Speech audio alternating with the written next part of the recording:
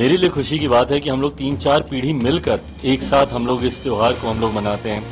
हमारी फुआ शुरुआत करती हैं, पापा की तस्वीर को राखी बांधती हैं, हमको राखी बांधती है। पापा के जाने के बाद से हमको उन्होंने राखी बांधना शुरू किया। देशवासियों को भी मैं रक्षाबंधन के इस त्यौहार की, बहन भाई के इस अटूट रिश्ते, अटूट प्यार के इस त्यौहार की मैं बधाई देता हूं। और साथ ही में आज मैं उन बहनों को भी याद करता हूं, उस मानसिकता को बदलने की जो महिलाओं के साथ निर्भया जैसे जघन्य अपराध को अंजाम देता है। देखिए, हर साल पूरा परिवार एक साथ राखी पर इकट्ठा होता है और मेरे लिए खुशी की बात है कि हम लोग 3-4 पीढ़ी मिलकर एक साथ हम लोग इस त्यौहार को हम लोग मनाते हैं। हमारी फुआ शुरुआत करती हैं, पापा की तस्वीर को राखी बांधती हैं, हमको राखी बांधती है। पापा के जाने के बाद से हमको उन्होंने राखी बांधना शुरू किया। हमारी तमाम बहनें हैं, सौभाग्यशालियों की इतनी सारी बहनें हैं हमारी, तो वो सब हमको राखी बांधती हैं। भांजे भांजियां हैं, वो लोग बांधते हैं, तो पूरा परिवार एक साथ मिलकर इस त्यौहार को मनाता है।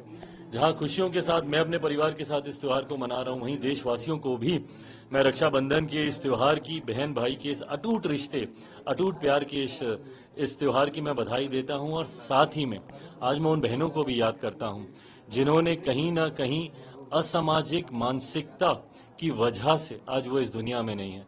मैं चाहता हूं आज के दिन देश का हर एक युवक, हर एक लड़का सामूहिक आज संकल्प ले। जिस नज़र से हम अपनी बहनों को देखते हैं, उनकी सुरक्षा का हम भरोसा दिलाते हैं, वही सोच देश का हर एक युवा, देश की हर एक बहन बेटी के लिए रखे।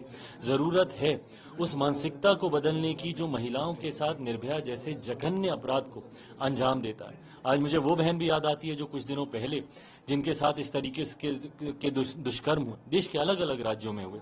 आज वो भी बहनें शायद किसी ना किसी भाई की कलाई पर आज राखी बांधती अगर वो होती। तो ऐसे में इस मानसिकता को, और कौन है ये अपराधी, वही लोग हैं जो हम लोग के बीच में सही आते हैं।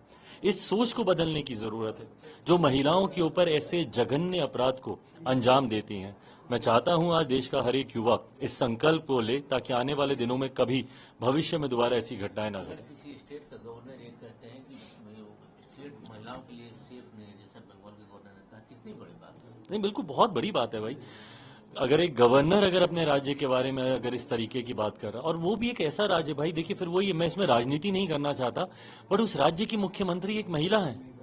एक महिला मुख्यमंत्री के रहते हुए अगर वहां पे उस राज्य में अगर महिलाएं सुरक्षित नहीं है और उस राज्य का गवर्नर, महामहिम राज्यपाल अगर इस तरीके के वक्तव्य दे रहे हैं, तो सोचिए उस राज्य के लिए कितनी बड़ी चिंता की बात है।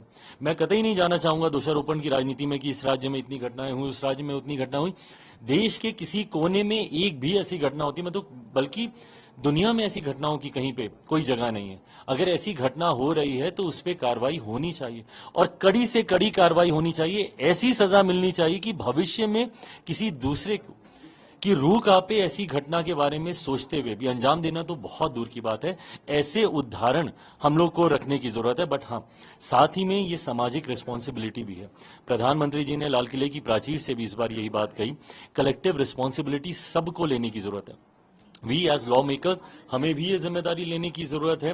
कानून को धरातल पर उतारने वाले प्रशासनिक लोगों को भी ये जिम्मेदारी लेने की जरूरत है और समाज के हर एक व्यक्ति को भी ये जिम्मेदारी लेने की जरूरत है। तभी समाज को हम महिलाओं के लिए सुरक्षित बना पाएंगे। इंडिया अलायंस के लोग क्यों चुप है? बड़े बड़े लोग जो है जो बात करते हैं, अब वही है ना, अब आप सेलेक्टिवली अगर आप विषयों को चुनिएगा, ये गलत है। यही बातें पीड़ा देती हैं, यही बात दुख देती हैं।